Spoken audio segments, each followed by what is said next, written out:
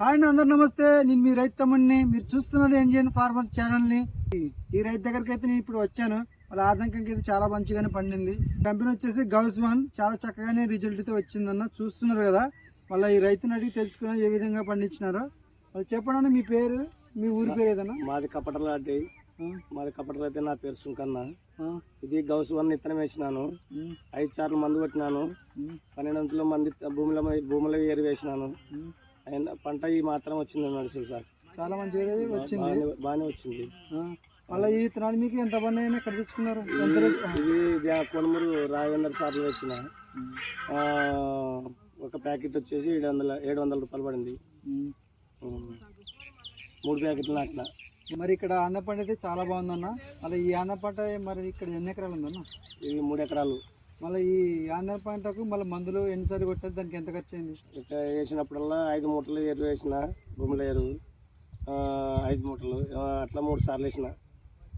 3 సార్లు వేసిన, మళ్ళీ 4 సార్లు స్పేర్ మందు చేసిన.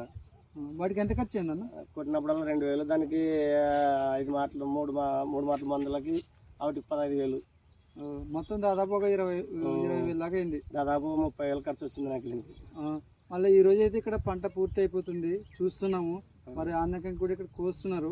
మరి ఇక్కడ కోయడానికి కూడా కానీ కూలీలకు ఎంత ఇస్తున్నారు ఒక్కొక్కరికి? ఒక్క మనిషికి వచ్చేసి 300.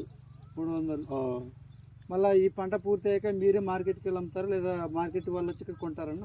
వాళ్ళు ఇక్కడ వాళ్ళ దగ్గరికి మేము వెళ్తాం, మార్కెట్కి వెళ్తాం. మరి ఎంత ధర ఉంటే రైతు బాగుంటాడన్న?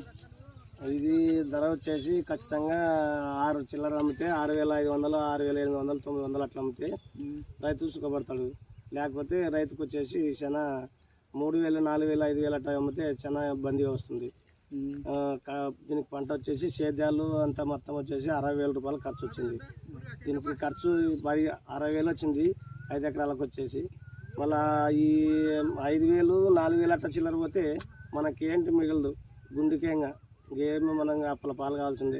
కన్ఫర్మ్ 6,000 పైన నడిస్తేనే మన కాండం పంటకి మనకు రకంగా మనం కొంచెం రైతు గడ్డపడే అవకాశం ఉంటుంది, లేకపోతే లేదుగా. మరి చూస్తున్నారా మళ్ళీ రైతు పడే ఆవేదన ఏంటో. మరి రైతుకు వచ్చేసి 6,000 నుంచి 7,000 దాకా అట్లా ఆ మినిమం రేట్ ఉంటే రైతు గిట్టుబాటు అవుతుంది, లేకపోతే రైతు నష్టపోతాడు. మళ్ళీ అన్నం పెట్టే రైతుకే మళ్ళీ ఇటువంటి రేట్లు లేకపోతే ఎట్లా అన్న? మరి చూస్తున్నాండి మన ఎన్జిఎన్ ఫార్మర్ తెలుగు ఛానల్ని. ఇలాంటి అప్డేట్స్ ఎన్నో వస్తుంటాయి. అలా ప్రతిరోజు మన ఛానల్ చూడాలంటే లైక్ చేయండి, సబ్స్క్రైబ్ చేసుకోండి. మళ్ళీ రేపటి వీడితో మళ్ళీ కలుద్దాం. బాయ్ అండి, అందరు నమస్తే.